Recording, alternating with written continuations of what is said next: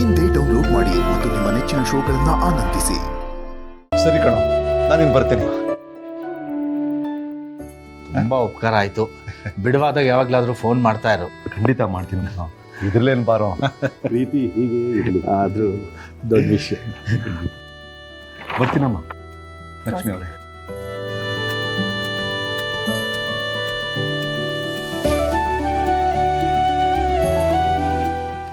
ಬೇಡ, ನಾವು ಬರ್ತೀವಮ್ಮ. ಮಾವ, ಅತ್ತೆ, ಕಾಫಿನೂ ಕುಡ್ದಿಲ್ಲ ನೀವು, ಊಟನಾದರೂ ಮಾಡ್ಕೊಂಡು ಹೋಗಿ. ಅದು ಒಂದು ಗಾಡಿ ಇವತ್ತು ಡೆಲಿವರಿ ಕೊಡಲೇಬೇಕಮ್ಮ. ಅರ್ಧಕ್ಕೆ ಆ ಕೆಲಸ ನಿಲ್ಲಿಸ್ಬಿಟ್ಟು ಬಂದಿದ್ದೀನಿ. ಅವ್ನು ಫೋನ್ ಮಾಡ್ತಾನೆ ಇದ್ದಾನೆ ಕಸ್ಟಮರು. ನಾವು ಬರ್ತೀವಮ್ಮ. ಸಂತು, ನಾಳೆ ಸಮಯಕ್ಕೆ ಸರಿಯಾಗಿ ಅಲ್ಲಿ ಹೋಗಿ ಇದೊಂದು ವ್ಯವಹಾರನ ಮುಗಿಸ್ಕೊಳ್ಳಿ. ಸರಿ ಸರಿ. ಲಕ್ಷ್ಮಿ,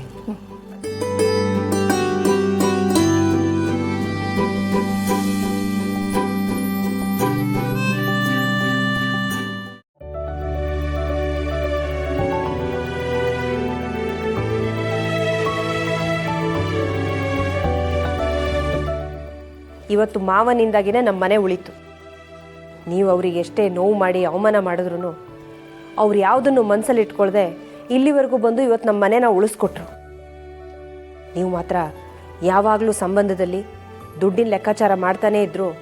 ಅವ್ರು ಮಾತ್ರ ಅದು ಯಾವುದನ್ನು ಮಾಡದೆ ನಿಮಗೆ ಲಕ್ಷನ ಉಳಿಸ್ಕೊಟ್ಟಿದ್ದಾರೆ. ಅಷ್ಟೆಲ್ಲ ಉಪಕಾರ ಮಾಡಿದ್ರು.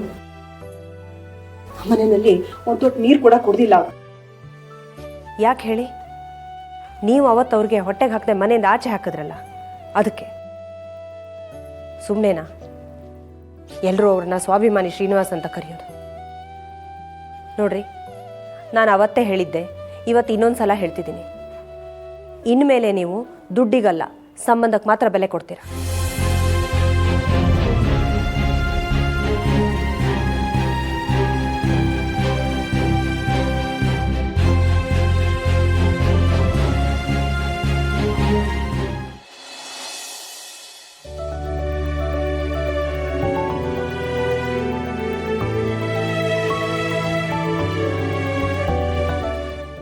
ಅಣ್ಣ,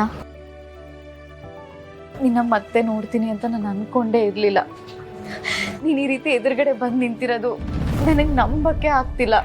ನಾನು ಅಷ್ಟೇ ನಿಮ್ಮನ್ನೆಲ್ಲ ಮತ್ತೆ ನೋಡ್ತೀನಿ ಅಂತ ಅನ್ಕೊಂಡಿರ್ಲಿಲ್ಲ. ಬಟ್ ಗಾಡ್ಸ್ ಗ್ರೇಸ್ ಮತ್ತೆ ನಿನ್ನ ಖುಷಿನ ನೋಡೋ ಹಾಗಾಯ್ತು. ಆ ದೇವರಿಗೆ, ರಾಯರಿಗೆ ಎಷ್ಟು ಥ್ಯಾಂಕ್ ಯು ಹೇಳಿದ್ರು ಸಾಕು.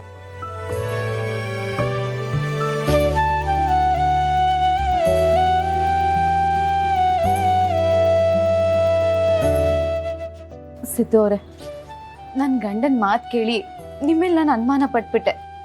ನೀವು ತಪ್ಪು ಮಾಡಿರಲ್ಲ ಅಂತ ನನಗೆ ನಂಬಿಕೆ ಇತ್ತು. ಅದಿವತ್ತು ನಿಜ ಆಯಿತು. ದಯವಿಟ್ಟು ನನ್ನ ಕ್ಷಮಿಸ್ಬಿಡಿ. ಅಯ್ಯೋ, ನೀವು ಯಾಕೆ ಕ್ಷಮೆ ಕೇಳ್ತೀರಾ? ಒಂದು ರೀತಿಲಿ ನೀವು ಕೇಸ್ ಹಾಕಿದ್ದು ಒಳ್ಳೇದಾಯಿತು.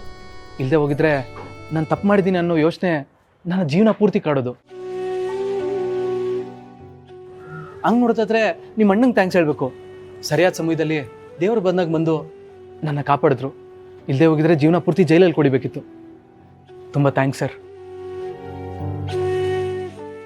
ನೋ, ನೀವು ಥ್ಯಾಂಕ್ಸ್ ಹೇಳಬೇಕಾಗಿರೋದು ನನಗಲ್ಲ, ಜಯಂತ್ ಅವ್ರಿಗೆ.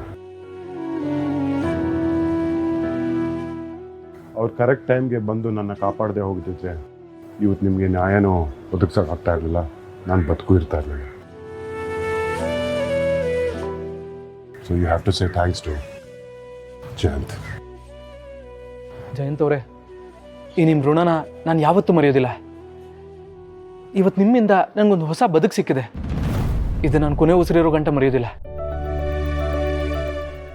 ಹೌದು ಜಯಂತ್ ಅವರೇ, ಇವತ್ತು ನೀವಿಲ್ಲದೆ ಹೋಗಿದ್ದಿದ್ರೆ ನಾವಿಬ್ರು ಒಂದಾಗಕ್ಕೆ ಸಾಧ್ಯ ಆಗ್ತಿರ್ಲಿಲ್ಲ. ನೋಡಿ, ನೀವೆಲ್ಲರೂ ತುಂಬ ದೊಡ್ಡ ದೊಡ್ಡ ಮಾತುಗಳನ್ನು ಆಡ್ತಾ ಇದ್ದೀರಿ. ನಾವೆಲ್ಲರೂ ಒಂದೇ ಕುಟುಂಬದವರು ಅಂದಮೇಲೆ ನಿಮ್ಮನ್ನು ಕಾಪಾಡೋದು ನನ್ನ ಕರ್ತವ್ಯ ಅಲ್ವಾ?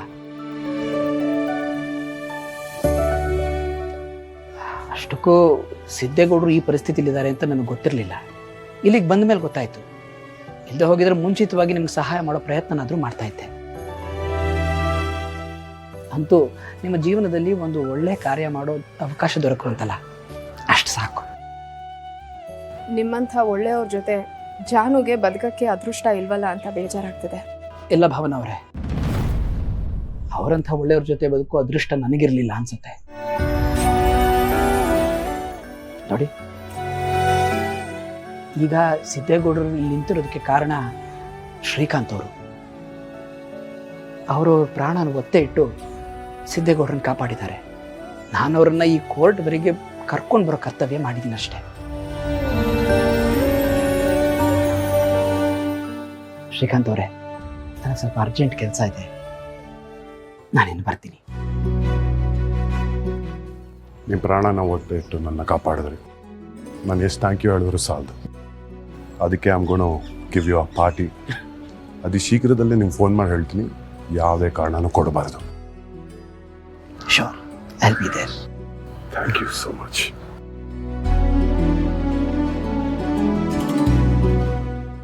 ಸಿದ್ದೇಗೌಡ್ರೆ, ಭಾವನಾ ಅವರೇ, ನಿಮಗಿವತ್ತು ಜೀವನದಲ್ಲಿ 2ನೇ ಅವಕಾಶ ಮರುಕಳಿಸಿದೆ ಅಂತ ನನಗನ್ಸುತ್ತೆ. ಇಬ್ಬರು ಸಂತೋಷವಾಗಿರಿ, ನಾನು ಬರ್ತೀನಿ. ಬಾಯ್ ಪುಟ್ಟ.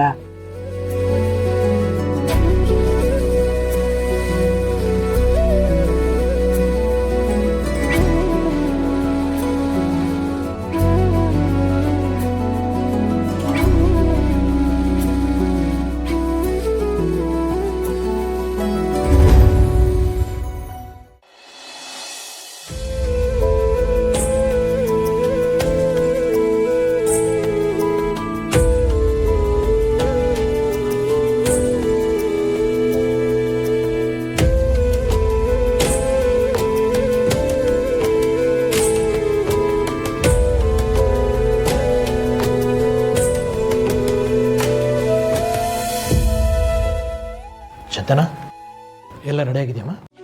ಎಲ್ಲ ರೆಡಿ. ಪುರೋಹಿತರು ಬರೋದೊಂದು ಬಾಕಿ. ಕೂತ್ಕೊಳ್ಳಿ ನೀವು. ಅಪ್ಪ,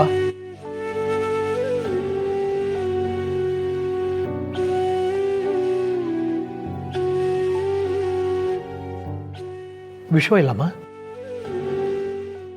ವಿಶ್ವ ಅವರೇ,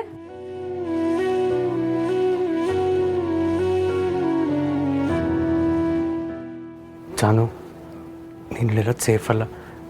ಯಾವ ಟೈಮಲ್ಲಿ ಬೇಕಾದರೂ ಜಯಂತ್ ಅವ್ರು ಇಲ್ಲಿಗೆ ಬಂದ್ಬಿಡ್ಬೋದು. ನೀನು ತೋಟದ ಮನೇಲಿ ಇರ್ತೀಯ. ಆದರೆ ತುಂಬ ಕೆಲಸ ಇದೆ ಕಣೋ. ಅದನ್ನೆಲ್ಲ ನಾನು ನೋಡ್ಕೋತೀನಿ. ನೀನು ಇಲ್ಲಿರೋದು ಸೇಫ್ ಅಲ್ಲ. ನೀನು ತೋಟದ ಮನೆಗೆ ಹೋಗಿರೋ ನಾನು ಕಾಲ್ ಮಾಡ್ತೀನಿ. ಸರಿ.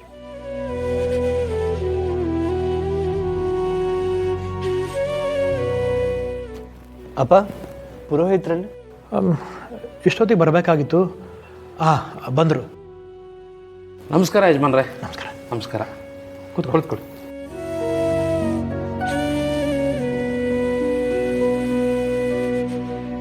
ಲಕ್ಷ್ಮೀ ನಿವಾಸ